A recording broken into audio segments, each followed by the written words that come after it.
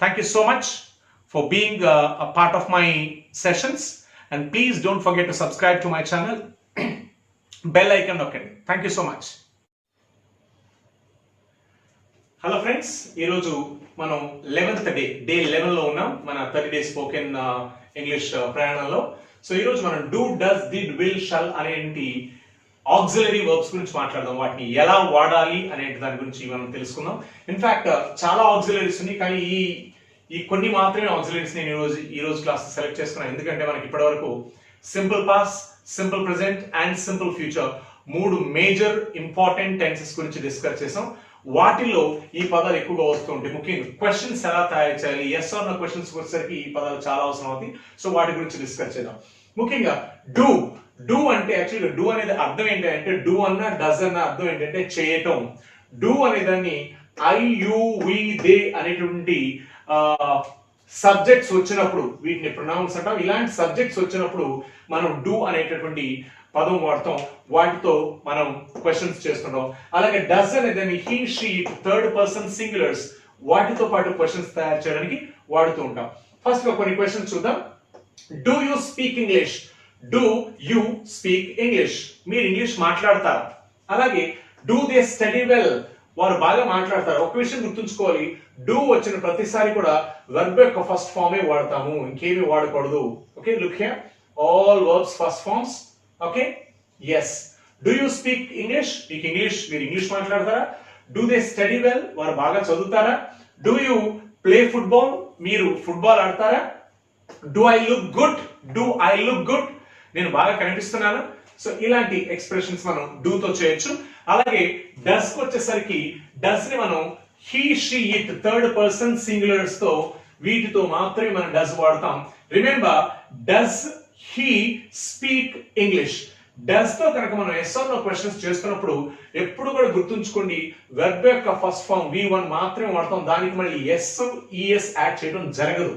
ఎందుకంటే ఇక్కడ డస్ లోనే ఆల్రెడీ ఎస్ అనే సౌండ్ వచ్చేసింది కనుక మీకు కొంచెం నాటుగా అర్థం కోసం అవడం కోసం ఇలా చెప్తున్నాను. So does he speak English? కొంతమంది చేసిన తప్పు ఏంటంటే డస్ హీ స్పీక్స్ ఇంగ్లీష్ అంటున్నారు. తప్పు. డస్ హీ స్పీక్స్ కాదు, does he speak. Does your dad speak English? Does your mother speak English? Does your brother speak English? అప్పుడు మన ఆన్సర్ ఉంటుంది yes my dad does, yes my mother does, yes my brother does. Okay, అలాగే does she study well? అని బాగా చదువుతుందా? Answer ఏంటి? Yes she does. అలాగే does it byte?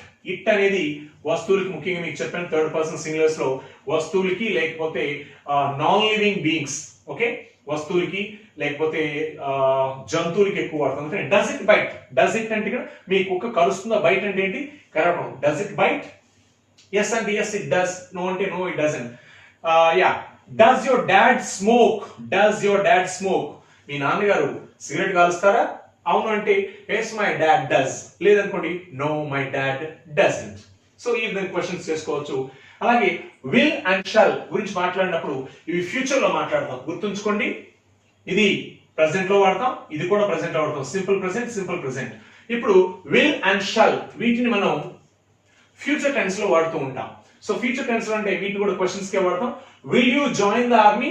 మీరు ఆర్మీలో జాయిన్ అవుతారా? Will they will they win this match? Win this match. Will they win this match? వాళ్ళు ఈ మ్యాచ్ గెలుస్తారా? Shall we play a game? మనం ఒక ఆట ఆడదామా? Will you dance with me? మీరు నాతో డాన్స్ చేస్తారా? వీటికి ఆన్సర్స్ ఏంటి? Will you join the army? Yes అంటే ఎస్ ఐ విల్, నో అంటే నో ఐ వోంట్. అలాగే will they win this match? Yes అంటే ఎస్ దే విల్, నో అంటే no they won't. Shall we play a game? Answer ఏంటి? Yes we shall, no we shall not. అలాగే will you dance with me? Positive answer అయితే yes I will, negative answer అనుకో no I won't. So ఈ విధంగా మనం do, does, will, shall తో next మనం did అనే దాని గురించి మాట్లాడదాం. సో డిడ్ అనేటటువంటి ఆక్సిలరీ వర్బ్ ని పాస్ట్ టెన్స్ లో ఎస్ ఆర్ నో క్వశ్చన్స్ లేదా WH క్వశ్చన్స్ తయారు చేయడానికి వాడుతుంటాం. డిడ్ అంటే చేశాను. See I did that work yesterday, నేను నిన్న ఆ పని చేశాను.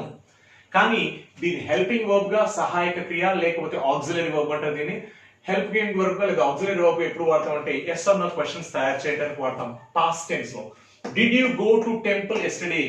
నువ్వు నిన్న టెంపుల్ కి వెళ్ళావా, గుడికి వెళ్ళావా? ఆన్సర్ ఏంటి? Yes I did.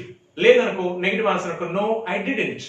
అలాగే did he win the last elections? గడిచినటువంటి ఎన్నికల్లో అతను గెలిచాడా? Did he win the last elections? అవును అతను గెలిచాడు అంటే ఎస్ హీ డిడ్, లేదు అంటే no he didn't.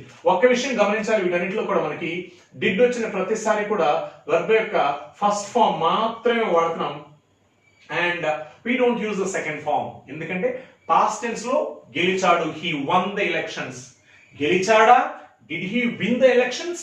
Answer yes అయితే yes he did, లేదు గెలవలేదంటే no he didn't. అలాగే third one, did they complete the project?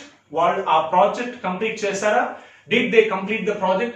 అవును అంటే yes they did, లేదు అంటే no they didn't. So did they complete the project? అలాగే did Rahul sing in the concert last week? So పోయిన వారం రాహుల్ కచేరీలో పాడాడా? కన్సర్ట్, మ్యూజిక్ కచేరీని మనకి ఇంగ్లీష్ లో కన్సర్ట్ అంటారు. So did Rahul sing in the concert?